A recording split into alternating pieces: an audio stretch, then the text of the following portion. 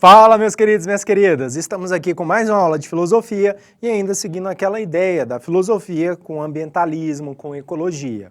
Na aula de hoje, vamos trabalhar Hans Jonas. Apesar do nome dele escrever Jonas, se pronuncia Jonas, tá? Já que é um filósofo mais alemão. Voltamos aqui aos nossos slides da nossa aula de hoje. Vamos trabalhar a seguinte habilidade: de analisar e discutir o papel e as competências legais dos organismos nacionais e internacionais voltados para a fiscalização ambiental. Como eu falei para vocês, estamos voltados aqui para o desenvolvimento de uma filosofia ambiental e de comportamentos sustentáveis do ser humano, o que tem muito a ver com a filosofia do Hans Jonas. E vamos analisar também esse contexto dele voltado para o desenvolvimento socioeconômico, espacial, ambientalista. O Hans Jonas, ele está ali no início do começo de um pensamento de mudanças dos seres humanos devido aos impactos que as nossas industrializações, os nossos trabalhos e também os nossos comportamentos e estilos de vida estão gerando, tá, para o próprio meio ambiente. Qual que é o grande foco aqui do Hans Jonas? É que nós não pensamos no futuro, que tudo que fazemos, até as tecnologias que desenvolvemos, elas estão voltadas para bens, benefícios e ganhos somente rápidos para aquele período. E não temos essa tendência de ver os resultados a longo prazo.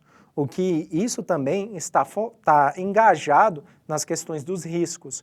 Nós não olhamos os riscos que aquela tecnologia, que aquela produção está gerando.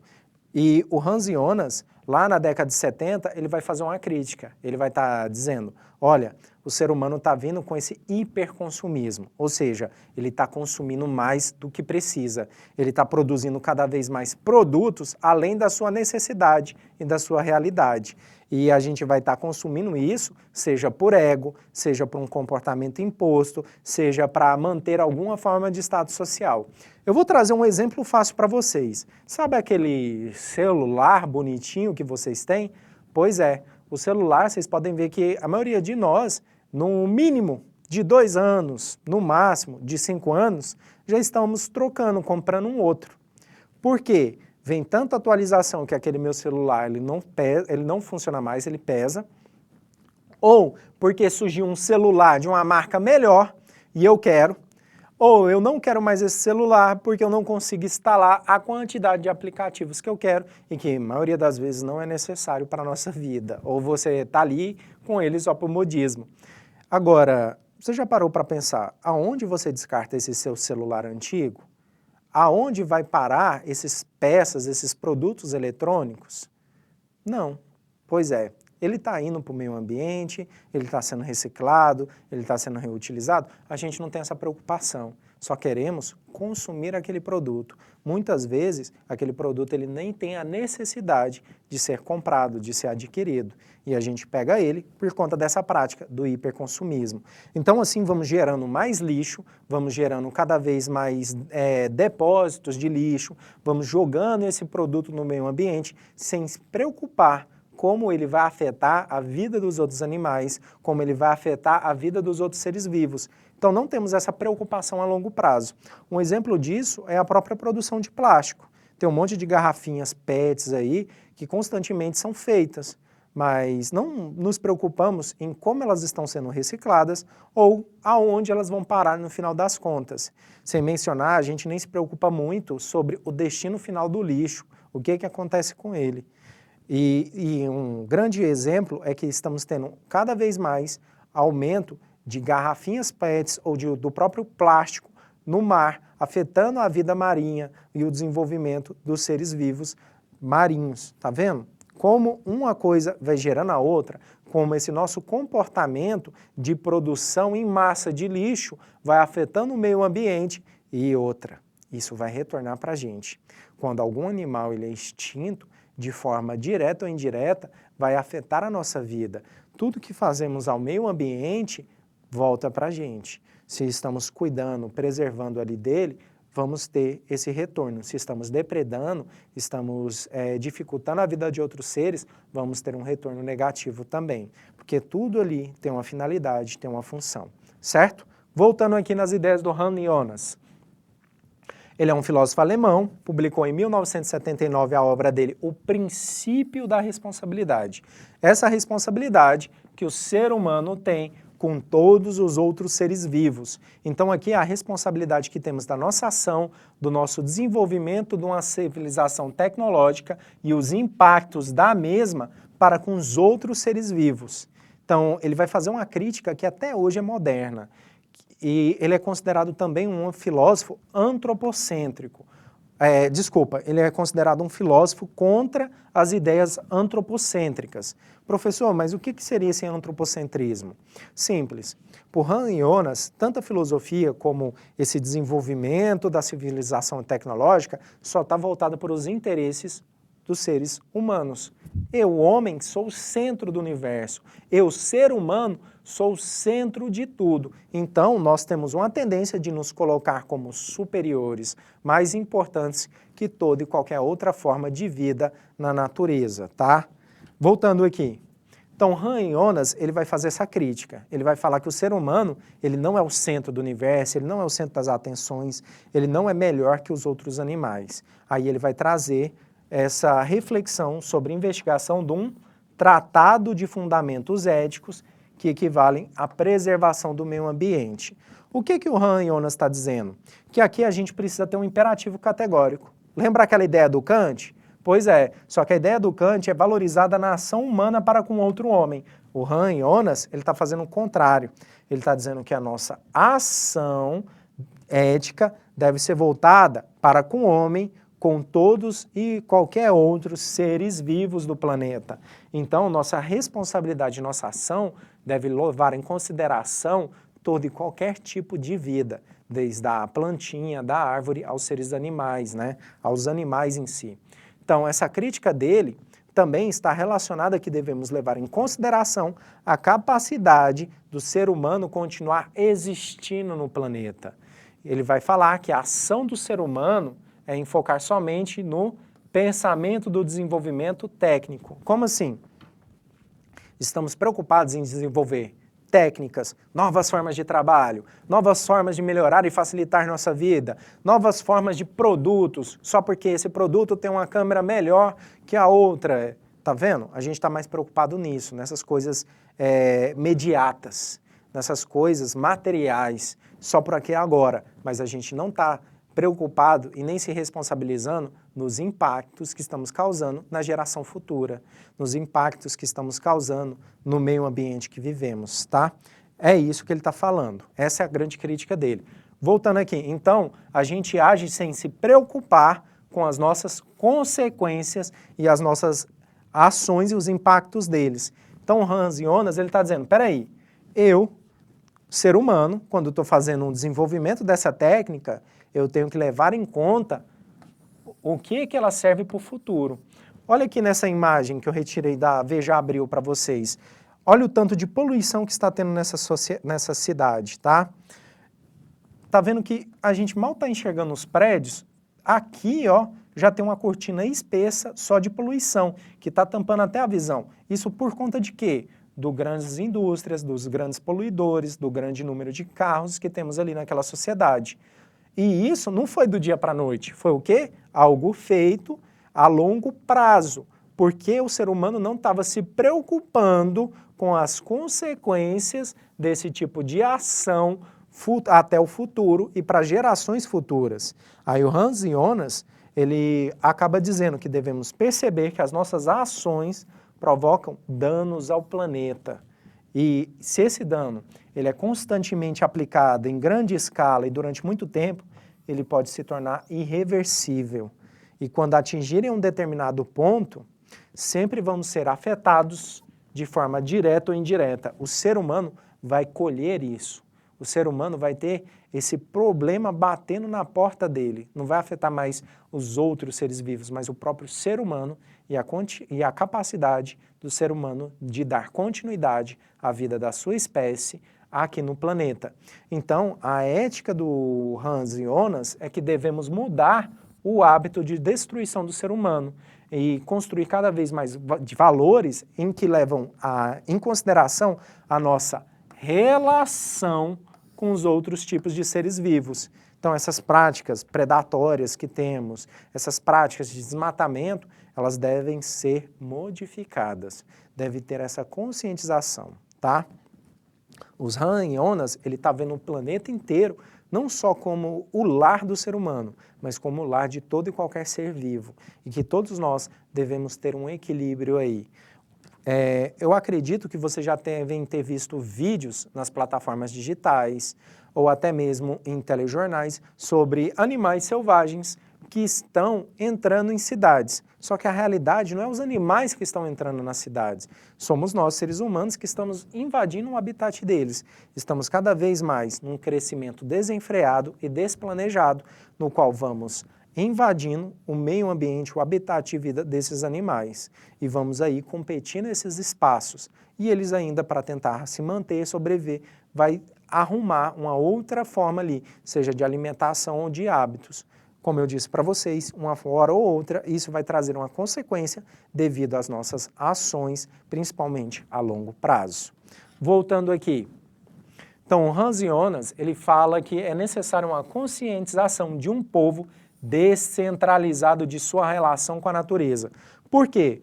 Ainda mais hoje nós estamos voltados para a nossa relação com a técnica, com a tecnologia, com os meios virtuais. Mas o nosso meio ambiente, a nossa característica física, a própria natureza, a gente vai ficando despreocupado dela. A gente só tem aquela preocupação quando está ali, ó, acontecendo conosco, quando aquela realidade está na nossa porta. Porém, as nossas ações, até mesmo que pequenas, podem ser modificadas, a gente não muda, a gente não tem essa preocupação. Um exemplo disso, se você parar de ficar jogando lixo em todo e qualquer lugar e começar a jogar lixo e exigir que tenha mais aquelas coletas de lixo voltada para materiais recicláveis, né? Dias no qual eu posso descartar um determinado tipo de lixo que ele vai ser reciclado e vai ser reutilizado. Se a gente tivesse mais esses hábitos, diminuiria o nosso impacto negativo para a natureza e esse nosso impacto de poluição. Só que achamos mais fácil produzir, jogar em qualquer canto e não se preocupar com isso e responsabilizar, seja o Estado ou qualquer outra instituição, por conta disso, sendo que cada um de nós temos essa responsabilidade por essa ação final, tá? Voltando aqui.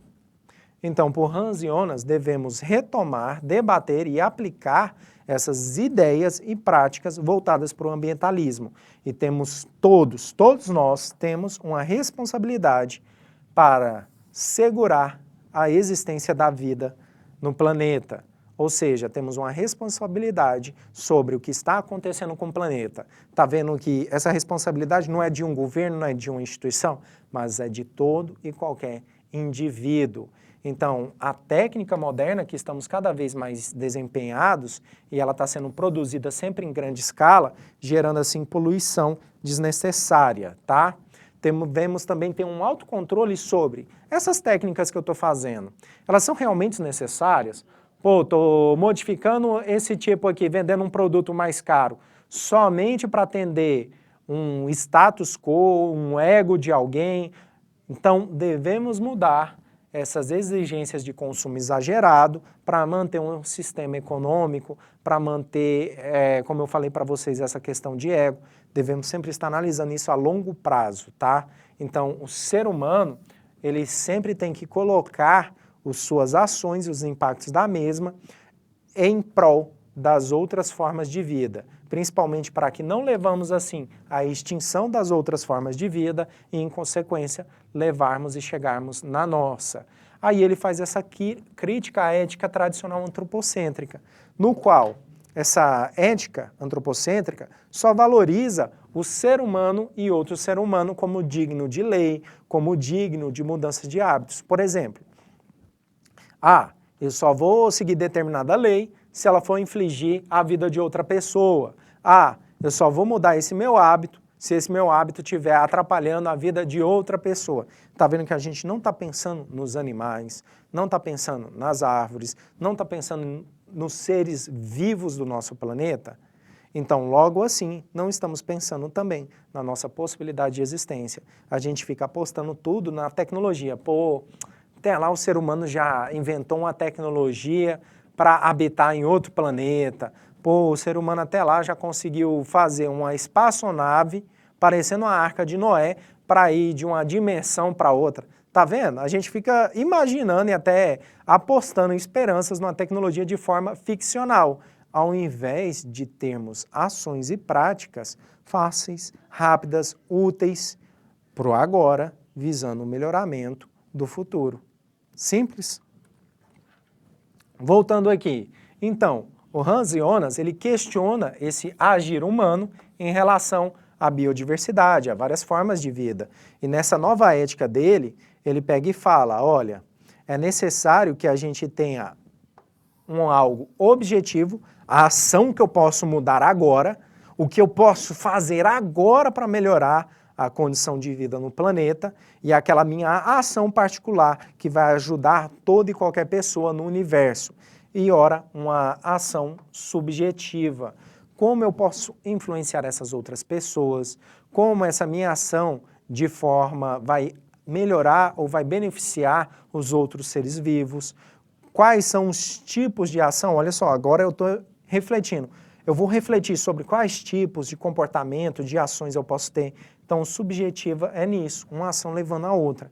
Aqui ele propõe, então, um desenvolvimento da ética ambiental, que todos nós, ao invés de usarmos a ética antropocêntrica, começamos a usar uma ética ambiental, sobre como nossas ações afetam a biodiversidade, todas as formas de vida, tá? Simples aí?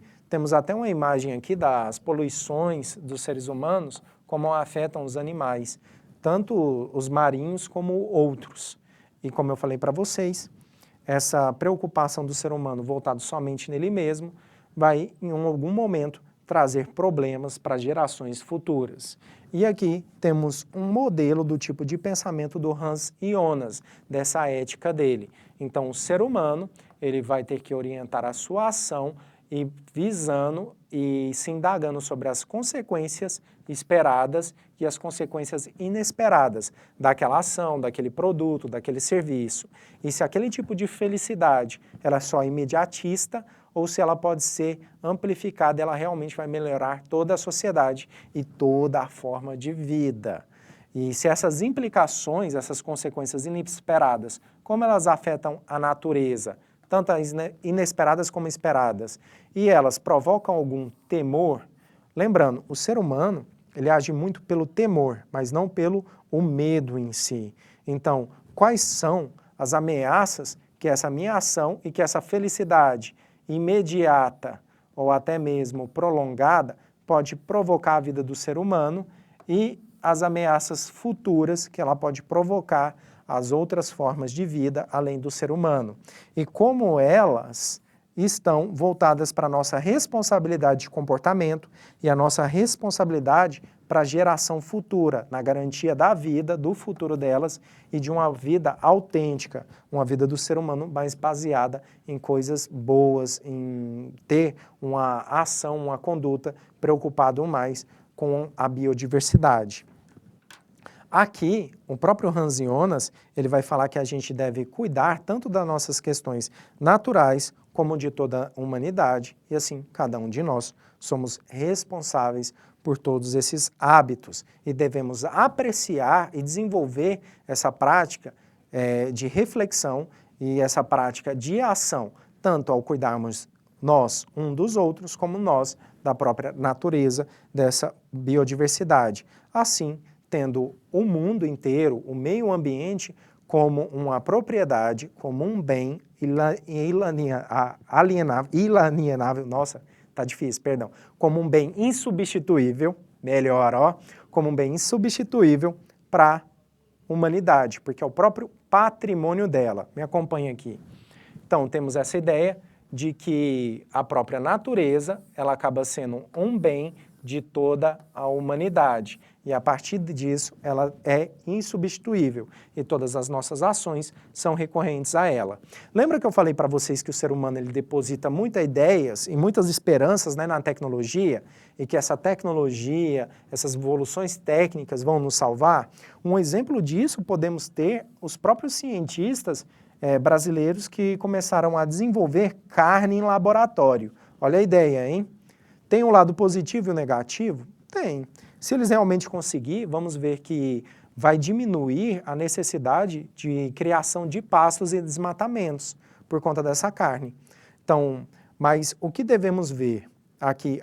A questão de como essa técnica beneficia até mesmo a geração futura e como essa técnica pode beneficiar a questão da biodiversidade. Lembra disso, tá? Então, temos que colocar, segundo Hans Jonas, o valor numa dimensão sempre ecológica. E a capacidade racional do ser humano não é o que faz ele como superior aos todos os animais, só faz dele como alguém responsável por definir o que é bem e mal para a natureza como um todo, para tudo, e que substitui o natural pelo artificial é o que estamos fazendo cada vez mais. Então devemos valorizar a natureza aqui e não as nossas questões voltadas só para prazeres imediatistas tecnológicos, tá? Certo? E para o Hans Jonas, o ser humano, como ele é o ser mais racional, ele tem uma obrigação, então, de avaliar e até mesmo orientar as suas ações para a sobrevivência e manutenção da vida, não só sua, mas de todas as outras espécies. Então, isso está na essência da nossa responsabilidade, tá? Devemos responder assim pelos nossos atos. Olha aqui no slide. Então, para ele, devemos responder pelos nossos atos através dessa responsabilidade que temos para com toda a natureza. Então, em primeira instância, devemos compreender a vista legal e moral e os danos que causamos devem ser reparados, ainda que a causa não tenha sido um ato mau e suas consequências não tenham sido nem previstas ou desejadas. Mesmo que você prejudicou ali algum ser vivo e não foi intenção sua, você deve já buscar uma forma de reparar aquilo. Simples?